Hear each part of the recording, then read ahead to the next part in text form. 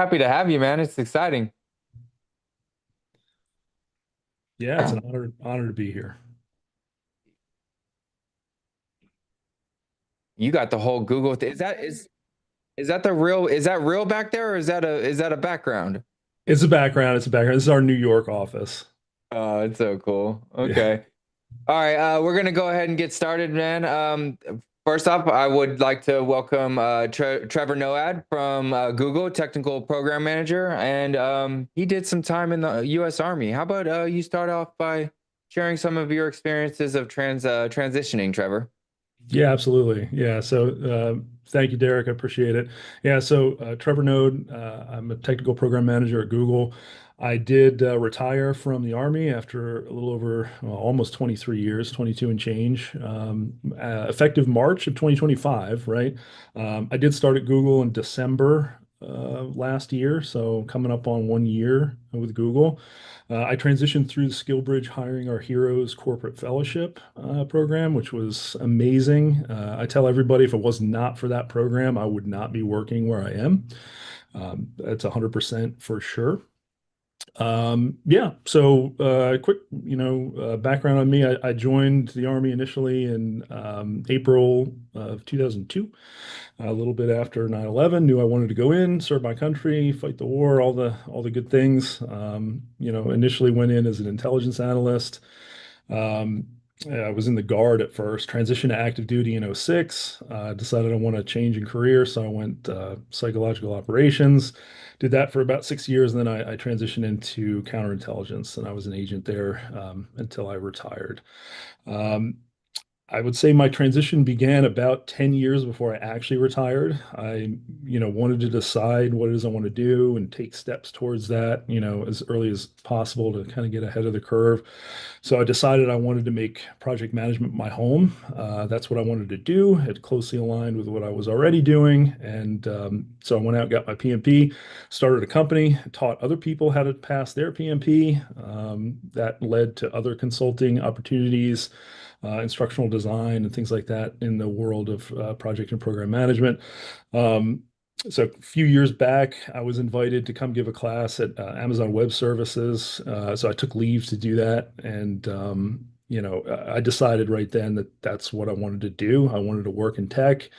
I had a great week there, and then again, just taking steps to make that happen, right? So I tried to steer my career towards roles that got me close to tech, software, data, and I was able to do that for the last couple of years before I ended up retiring. And I would say I got extremely lucky.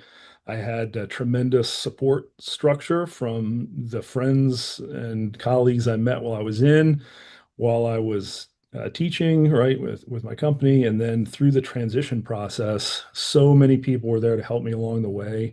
I knew even in the midst of my transition a year ago that I wanted to give back as much as I could after I made the transition myself. And so, very thankful to Seven Eagle Group for putting this together, giving me the opportunity to talk to all of you. But I want to leave as much time as possible for all of your questions. So I'm here for you. That's awesome. One thing I'm gonna ask everyone in here: how many of you guys have your PMP or are looking to get your PMP? Go ahead and throw one in the chat for me. You see all that? It's ridiculous. We got a lot of people that like project management around here. So, tell us a little bit about how it works. I see that you do SkillBridge stuff yourself. So what does that entail? Uh, can you rephrase that question? Do you participate in some kind of SkillBridge fellowship now with Google? Is that Yeah, so Google has a SkillBridge program, right, to support the fellows, and so I do volunteer with that system as well. Currently, they call us Battle Buddies, but I'm matched up with one of the fellows that's transitioning, and we have weekly meetings to help them transition into their next career. So I participate in that. Unfortunately, Google is not participating in the 26 TAC 1 cohort, right? So, which is probably what a lot of you are going to be participating in. They're doing that to revamp their whole program. So ultimately, it's going to be a really good thing for SkillBridge and for transitioning service members, but it sucks for everybody who's going through the 26 TAC 1 cohort. So I want to fully acknowledge that. But Yeah, ultimately, it's yeah. going to be a great thing. No, it's exciting to see some of these companies as big as Google. I mean, I don't think there's a person on the planet that hasn't heard of Google. You know what I mean? And the fact that they're working towards, providing a way for veterans and transitioning service members to gain, employment is awesome. Um, Looking back at everything, when you transitioned out, you said you went into what was it you said you went into? You went to DoD, right? In So counterintelligence? yeah, I did the Hiring Our Heroes corporate fellowship. Okay. Yep. And you did counterintelligence for Yeah. the DoD after that? Yeah, that's right. Yeah. So my last stint was with actually the DIA, and so I was DoD, but also IC, so I had a kind of foot in both worlds. And actually, my current role, I'm in the program management office. Serve mostly DoD customers, but about 20% of my time or so is spent with intelligence community customers. So yeah. What does that look like? What does your day-to-day look like? Can you tell us any of that? Yeah, for sure. Yeah. So it's gosh, it feels like, plugging holes in a dam with all my fingers and toes. When I was participating in the fellowship, one of the Google employees, I was having a cup of coffee with them, and they described, the corner of Google that I'm in, right, is Google Public Sector. So it's a wholly owned subsidiary of Google LLC, and we serve the government, right? Also Five Eyes partners, but mostly the U.S. government. And they described Google Public Sector as, the best funded startup in history. I I don't know if that's true, but it certainly is a startup mentality, right? There's a lot of that kind of just getting going, building process, establishing, a system. So that really drew me to the role, because I built a career out of, bringing order out of chaos. And, so really, really attracted to the position. But yeah, day in, day out, I'm trying to establish processes in a company that doesn't like process. So, I do that, but then also as part of the program management piece, just, managing schedule, budget, and bringing stakeholders together to deliver on various task orders under large IDIQ contracts. So, being a contractor essentially. Nice. That's really cool. And all through Google. That's awesome. Monique's got a question for you. What do you got, Monique?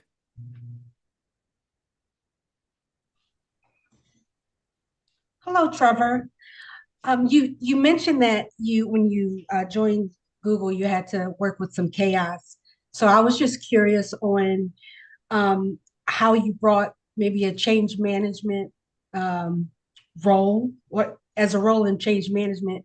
How did you get people to buy into your vision? Yeah, no, it's a great question, right? So, certainly whenever it comes to like tech companies, change is just a part of doing business, right? We're all used to that, coming out of the military, right? Because, it's a revolving door, people are coming and going. There's constantly new leadership and a different vision, and we do our best to try and turn that vision or that commander's intent into a reality. And in many ways, it's very similar in the tech industry, right? It is a bit of a revolving door. People do leave, which was a surprise to me. I thought that, when I transitioned into the corporate world, it would be steady and I'd get to work with those people for a long time and build, a career around the same team. And that just has not been reality. People leave constantly. And so, couple that with, hey, we're brand new. Google Public Sector has only been around since 2022, right? It didn't exist before that. And so, you know, change is just all around us, right? And so what we're trying to do is really come up with some sort of process that makes sense, right? Sometimes it's refining existing process, but more often than not, it's creating process where none exists, right? Or it's informal, it's back channel via chats and emails. And so really, where I come in, once, I find a problem, I try and collaboratively develop a system that's going to address that problem.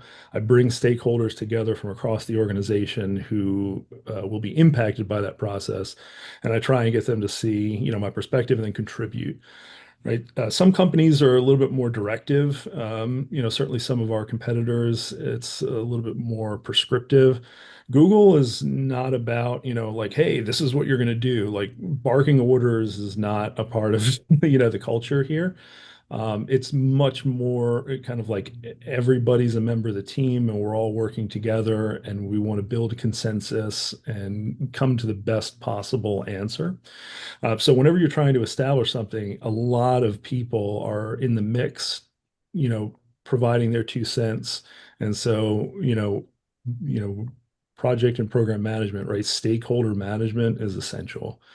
And if I could just expand on my answer there, really to be successful, where I am, it requires 2 skills, which I think almost all of us have, and to some extent. And that's the ability to thrive in chaos, right? Because chaos is all around us every day. And the ability to influence people, right? So up and down the organizational chart or the chain of command, if you will, you need to be able to influence people, right? So fortunately, my career had given me the opportunity to do that, right? You may have picked up on it from my intro, but I was enlisted my entire career. But very frequently, and especially towards the back half of my career, I found myself in positions surrounded by people that far outranked me. And, trying to get things accomplished in that world really did give me the skills I needed to be successful here. You know, Leading up is definitely a necessity. Thank you. Absolutely.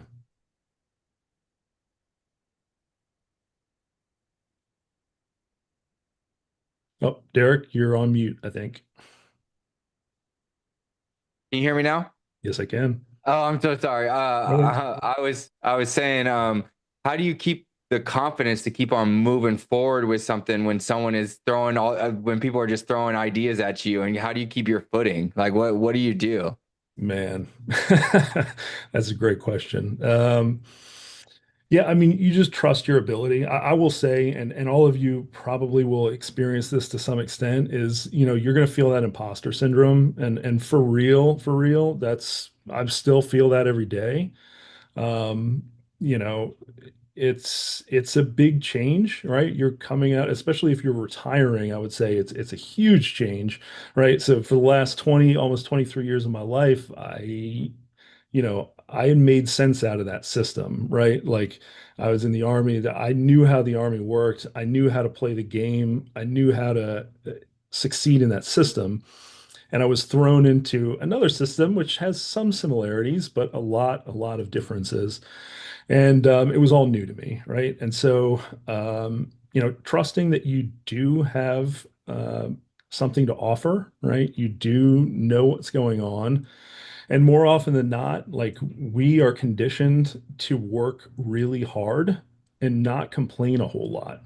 And I will say that is not those two things are not super common in the outside world, right? Um, yeah. So I I work can with some of the best imagine. people on the planet, but like those two things will carry you through a lot of your next career's challenges. Nice. Yeah, that makes sense. We got some more questions here. We got quite a few hands raised, so we're gonna start knocking them out. Peng, what do you got, man? I have two questions. One is like you usually work in like in in the place or the like remote or like you have to travel a lot or something like that. Yeah, great question. Right. So Google's policy writ large is 3 days a week in the office, right? So 3 days a week in the office. They do have a company-wide policy is 4 weeks work from anywhere. So you can work from like pretty much anywhere in the world for 4 weeks out of the year. Um, And that's like truly, yeah, you can go to a different country. It doesn't, obviously there's probably a little, depending on your role, there's probably some restrictions. Um, but yeah. Other than that, 3 days a week in the office. Now I work, it's technically in a sales type role. So my organization specifically has an exception. Those exceptions are very few and far between. So, if you're coming to work at Google, I would expect 3 days a week in the office. Now, I will say the offices are really, really nice. So working in the office isn't such a bad thing. I don't have to go into the office at all. And just for You want perspective, to. You want so I to. live at least an hour and a half away from my assigned office, right? At least an hour and a half away. By choice, I go in twice a week. And like my manager when I got hired said, like, you can come in 0 times. It's totally up to you. I come in twice a week, right? Yeah, I could go into a lot of detail on that, but it's nice in the Well, just office. watch the movie The Internship, right, Trevor? Yeah. Like, don't they kind of hit on it a little bit, how nice it is? Yeah, it's nice. They want people to, enjoy being at work, so they do everything they can to make it so. It's great. Nice. Yeah. Wasn't that policy just kind of reinstated a little bit like a month ago or a couple weeks ago? No, not as far as I know, right? So, organization by organization, they may shuffle, adjust that policy a little bit. But for Google Public Sector, my org itself, there's been no change to that. It's been consistent since I got here a year Got ago. it. Yeah. I So Christopher I do have work Prescott. remotely, you know, 3 days. Yeah. Yeah, that's good to know. I Yeah. have another one. Is like, you have to like go at the coding or something like that, or you just like know the problem solving, or work as like a together or teamwork or something like that. Okay, so I I think I got your question. So I don't have like direct reports, right? So nobody is assigned to me. I work across the organization, so I need a lot of people to do stuff for me to be successful, right? And part of my point earlier being able to influence other people, I don't have anybody to tell like, hey, I need you to do this for me. I need you to do that for me. I have to go and say, hey, could you? Or hey, it would really help me out. Or hey, I'm trying to do this, right? These are the things that I could use your help with in order to accomplish that. And everybody has got so many things going on, and trying to convince them that what I'm trying to do is important to them is important. I don't know if that answers your question. Yeah, it will be. Yeah. No, Sorry, I yeah. didn't mean to cut you off there, Peng. Thank you. I didn't realize you had another question. Moving on, we're gonna ask or Christopher Prescott's got another question for you. Hey, Trevor. So for your pathway, you went through hiring our heroes to like get into the company. Yep. What would you recommend for people to like, is there like other avenues that are just the same as equal, if not better, to get in? No, unfortunately not. So for Google, they participate in that specific program. They don't really participate in any others for transitioning service members. So they have like they'll have exchanges, right? So we have quote unquote fellows like with the Pentagon and a couple other places, and they'll come to us for a year, but then there's an ADSO. So it's like a 3-year ADSO. So for transitioning service members, really that hiring our Heroes Corporate Fellowship is the way. Now, I mean, you can always come in like everybody else in the world comes in just through applying, and that's certainly an avenue. People do that all the time. I would definitely say you need to network first, right? Have somebody that build relationships with people that are on the inside. That's going to really, really help you out in that transition. So for Google specifically, it was crazy when I found this out. So for any job posting, there's anywhere from hundreds to thousands of applicants for any one opening. Now of those, they'll typically interview about a dozen, up to 2 dozen, tops.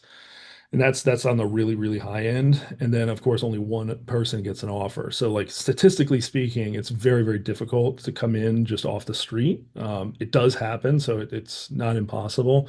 I would say, forming relationships with people who already work there is going to be a much easier route. It's going to improve your odds dramatically.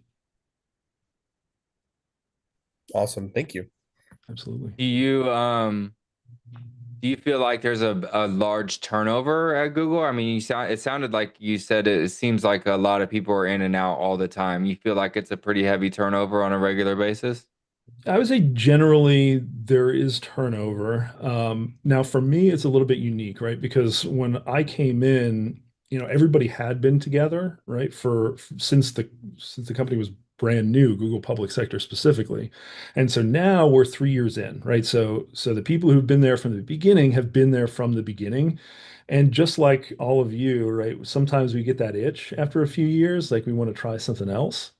And so what I've noticed is people around me transitioning mostly to other roles in the company, right? So they go from Google Public Sector to Google LLC, or hey, I got promoted. I'm going to go do this other job now that's slightly different. So now a few do leave, and there is no shortage of companies on the planet that like to hire people from Google. So we do tend to get recruited. So there's been a little bit of that as well. As far as heavy turnover, no. Look, this is an amazing place to work. I've told everybody, like, if I can work here for the next 10 to 15 years until I can real retire, that would be a dream come true. Like, I never want to leave. Like, you have to Nice. drag me out kicking and screaming. I'll scrub the toilets. I don't care. You can demote me, I'll still stay. Like it's amazing. But yeah, some people they want to chase that career. Certainly I would say I'm probably one of the gray beards. It's crazy to think that's the case. I joined the army when I was 17 years old, and the transition to like being older than most of the people on the team is weird for me. But yeah, yeah. So people are chasing that career, so they want the promotions. They want to be, a VP or something like that. So. Yeah, as far as like true attrition, though, it's very low, I'm assuming. Yeah, Like, yeah, very, yeah. very low, very low. Yeah, and unlike some of the other big tech companies, we really don't do layoffs, right? They haven't laid anybody off at Google Public Sector. Some people have been let go, right? But that's very rare. But they don't do mass layoffs. At least they haven't to date. Knock wood. Yeah, we've seen a few in the last couple months, haven't we? Like pretty big ones. Yeah, Um, friends of mine in the industry. Yeah, for sure. we got Mr. John Cox. We'd like to call him JC squared. There's a few JCs around here. Yeah. Hey, Trevor, it's John, how you doing? Good. How are you? Hey, so Chris and Peng already took my two questions. Luckily, I have a third. So you spoke a little bit earlier about like how your job is kind of in sales as well. Were you talking about stakeholder engagement and team engagement? Or are you talking about actually public sector, like getting the message out, advertising, that type of stuff? Yeah, it's really more org structure type stuff, right? It's like how we're aligned. So I'm really not in sales. I don't do sales. Yeah. But just because of the way the organization is structured, I'm technically in sales, and therefore I have the ability to be more flexible because, as you know, like salespeople are always on the road, so it would be unfair to ask them to be in the office. So I think that's more of a technicality than like a Mm. function of my role, right? They Okay. might close that loophole eventually. In which case, I'll see you on the road. It's just one more day a week. Cool. Thanks so much. For sure. Yeah, yeah. I think it's funny that you say something about sales for Google. Like, does Google really need salesmen? I'm pretty sure Yeah, anyone's gonna want to so work there or be yeah, there, right? I will tell you, so in Google Public Sector specifically, right, we are latecomers to this game, right? We are very late. Amazon, Microsoft have been in the DoD space for a long time. They are the 800-pound gorillas, and Google is very much a newcomer, a startup. Like we are having to prove ourselves. So yes, like we are having to fight tooth and nail to unseat the established incumbents. Yeah, and with that being said, like what kind of things, what kind of certifications or what kind of experience would our students need to have in order to like join a team of Google? Yeah, that's an awesome question, right? So I would say just as a general statement, like every role is different, right? And so it depends on what you want to do. I would say for anybody who wants a role as a project manager or a program manager, the PMP is a must, right? It's almost become like a prerequisite of sorts. right? So for most roles that you'll find, it's one of the preferred qualifications. It's listed as preferred, right? Occasionally you'll find it as a minimum qualification, but typically it's preferred. What I've noticed is that's really sort of transitioning to, a really soft must, and your experience may be able to overcome your lack of that certification, but it's really getting to the point where you really should have it, right? So, and to that point, even within Google Public Sector, there's a group about a year ago, right as I was making the transition, that put out a message like, "Hey, everybody in this org will have their PMP within the next 6 months, or you're not qualified for your job anymore." So, it's one of those things that's expected now.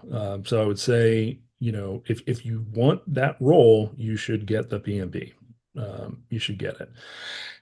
Not only is it a credential that you can put on your resume, your LinkedIn profile, all the things, but it will give you the lexicon that project and program managers use around the world. So it will give you the ability to converse on their level, right? And I would say that is the most important part of getting the PMP, is learning the language, like being able to speak project management and program management and understand what people are talking about. Necessity, right? Um, Oh, geez. I see in the chat, what's the best PMP certification program? It really just depends. Everyone is different, right? And it depends on where you're at. I the one through Syracuse University, the free one, I think as a general rule in life, you get what you pay for. And when it's free, right? Now, can you pass your PMP with that program? Absolutely. Plenty of people have. Statistically, it's not great, not great statistics. So yeah, there's a lot of other things. I think Udemy has a number of great people, and you can see reviews. Forget off the top of my head one of the more popular people.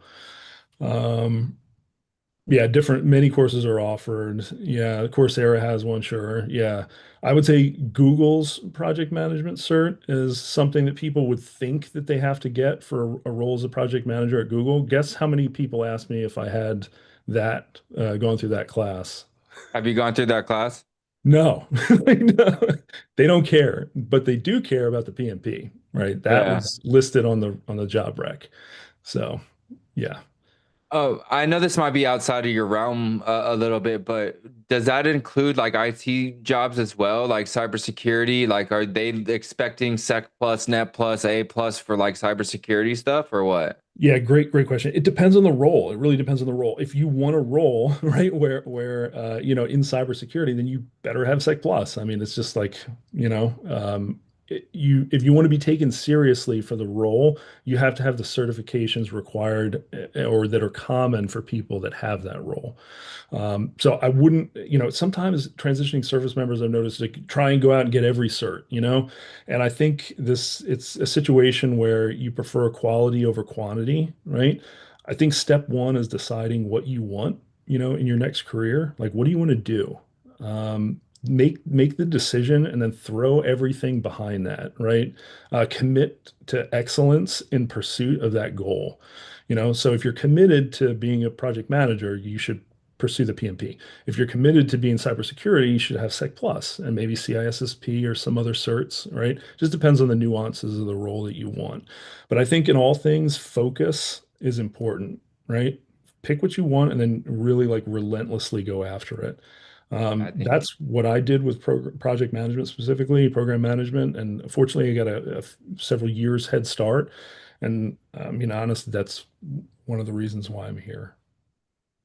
And I mean, that makes sense. I was just wondering what your take was on that. I mean, I was assuming that was going to be your answer, but I Yeah. mean, it's good to hear from someone, I mean, someone else besides me blabbing my gums at these guys all day. Yeah, so like for any role that you want, just imagine, right? There are a number of people that want all those jobs. And right now, frankly, is a tough time, right? Because the market is flooded, especially in the DC area.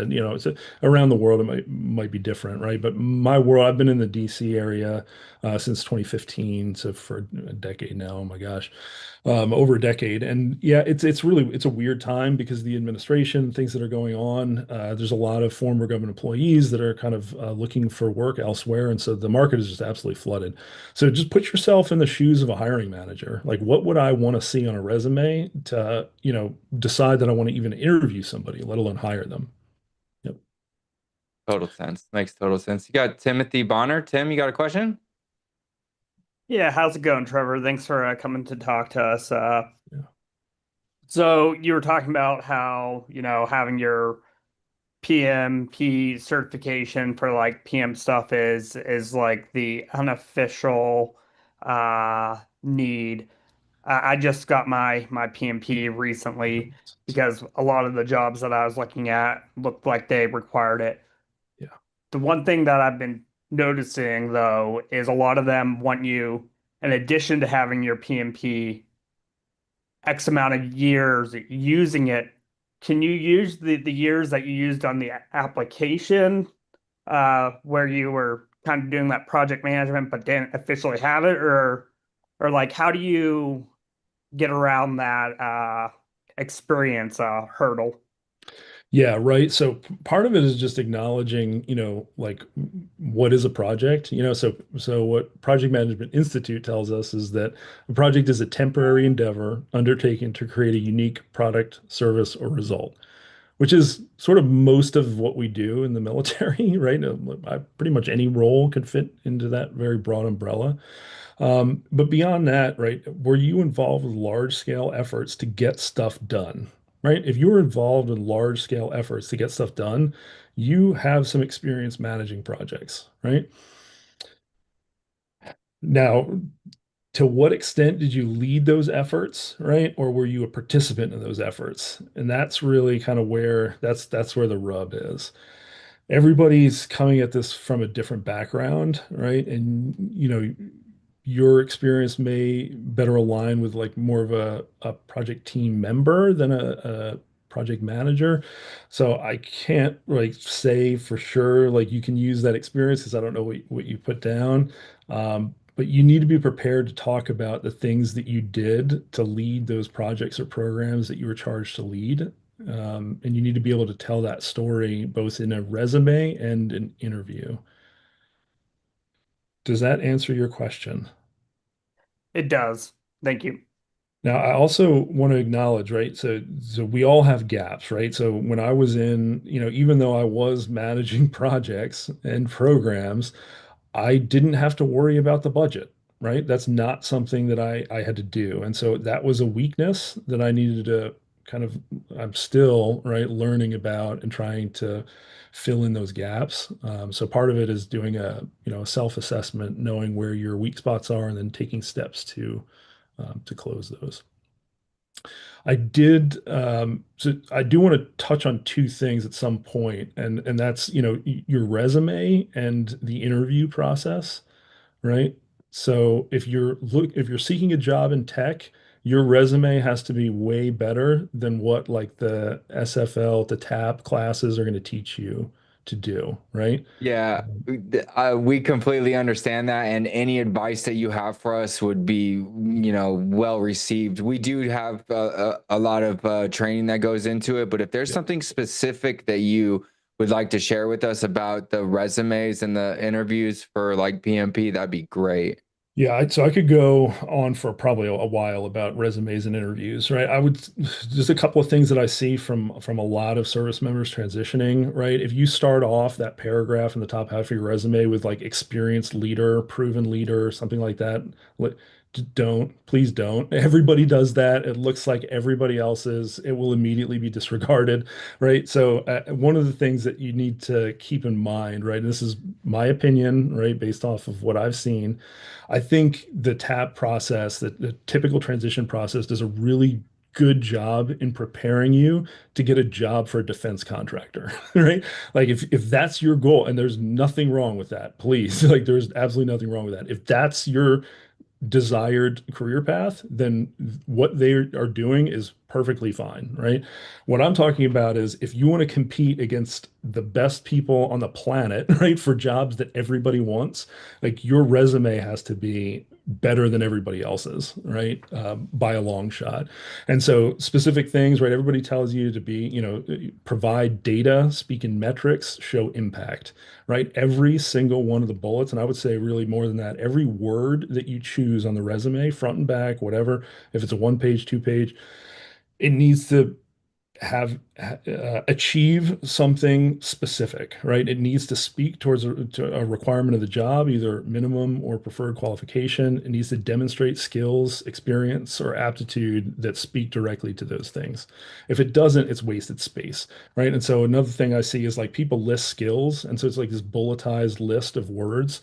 It doesn't count for anything in the tech world. Like that is wasted space. You have to actually demonstrate through bullets, like that experience. Beyond that, I would say I'm happy to take any follow-up questions on that.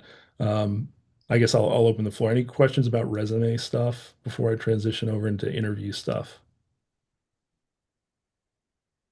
We do have one other question that was I didn't have questions beforehand. about I didn't have questions about resumes, but this is Chris. I want to talk more about the PMP stuff. Sure. What I have been consistently hearing across the board when I talk to different companies and stuff about project management positions is, yeah, PMP is good. I have my PMP. They say people tell you to get it, but what I've heard is that if you're looking to get into the software development side of it, PMP is not enough to really make you marketable for those, from what I've heard. They're looking more for like PMI, ACP, and certified Scrum Masters for those, more so that are tailored and focused on the agile approach to project management. So I just want to kind of, I know that, like, for instance, there's a individual in here, was it John?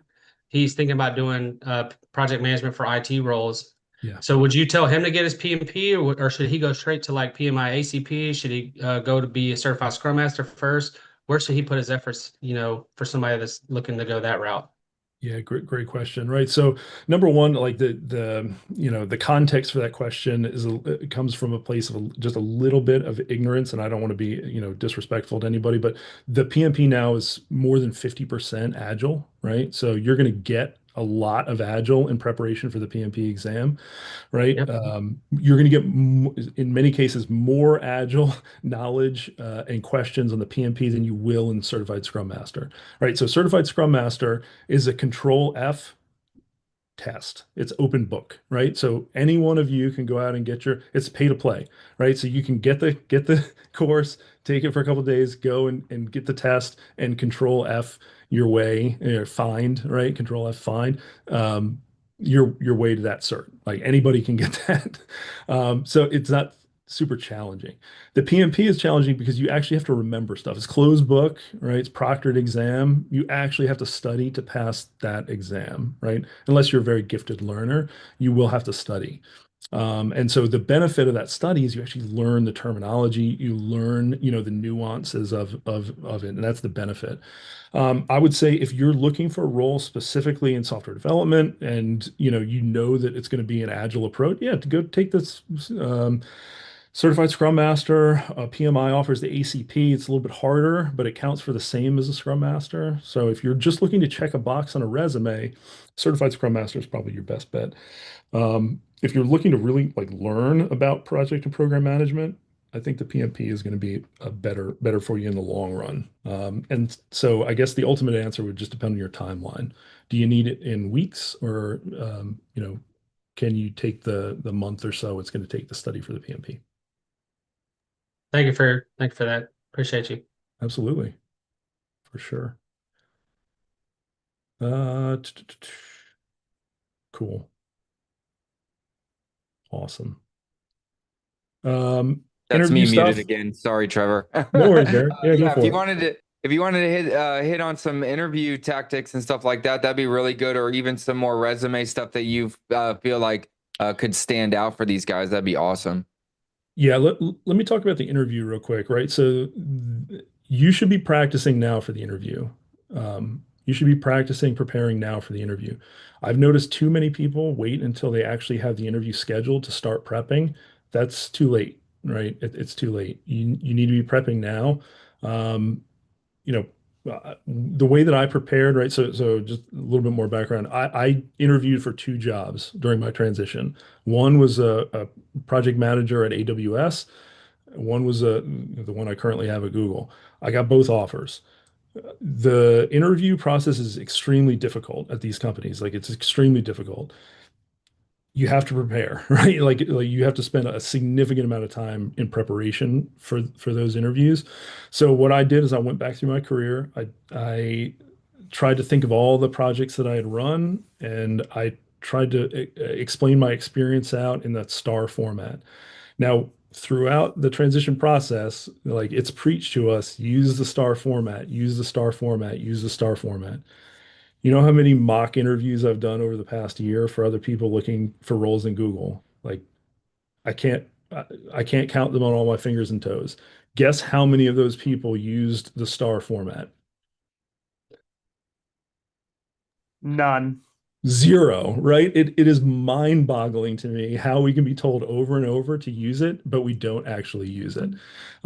So please practice using it, right? And so part of interview prep is like actually like have somebody or just ask yourself the question and out loud verbalize your answer to the question in that star format. No matter who you interview with, right? The interviewer has to fill in, boxes, or they have to evaluate you, and they're evaluating you against specific criteria for that role. That star format helps them fill in those boxes, right? If you don't answer in the star format, it makes it much more difficult for them to fill in those boxes. So, if to the greatest extent possible, you want to make things easy on your interviewer. So, number one, it makes you sound more professional because it's a structured way to answer, and number two, it helps them to fill in those boxes. So please use the star format in everything, right? Other than, hey, tell me a little bit about yourself. Everything else should be in star format. That's I think we work on star format a lot around here, so that's great advice. I mean, a lot of what we do to help everyone. How many? Put a one in the chat if you've been in the military for more than 20 years or 20 or more. So these, look at how many there are. All Yeah. these people need practice, man. Yeah. You know? So the other thing that I did is I went through and I tried to think of every question that I could possibly think of that somebody would want to ask me, like every single thing. And I tried to have an answer built for that question. And then I tried to practice over and over and over again my answers to that question so that when I was in that situation in the actual interview, I had already answered that question 10 times, right? So I had practice. And so it just kind of flowed. So yeah, so preparation, but also practice, super important. That's awesome advice, man. We really do appreciate it. If I would say, do we have any more other questions out there? Yeah, I have one quick question. Regarding interviews, do you go through a process where you have to go through multiple interviews, like different levels, and were they all pretty much the same approach, or did you have to do it a different approach, going at the second or the third level? Yeah, so for the tech companies, you'll get through an initial like phone screening, just hey, like, would they be a good fit for this? And then when you're actually in the real interview process, it's a series of interviews, and so it's not that you're necessarily ascending up the ladder or something like that, but it's just they put together a panel of interviewers and they schedule you for whenever your schedules align. Um, and each one of those interviewers has something different that they're looking for and a different set of questions they need to answer about the candidates that they're interviewing.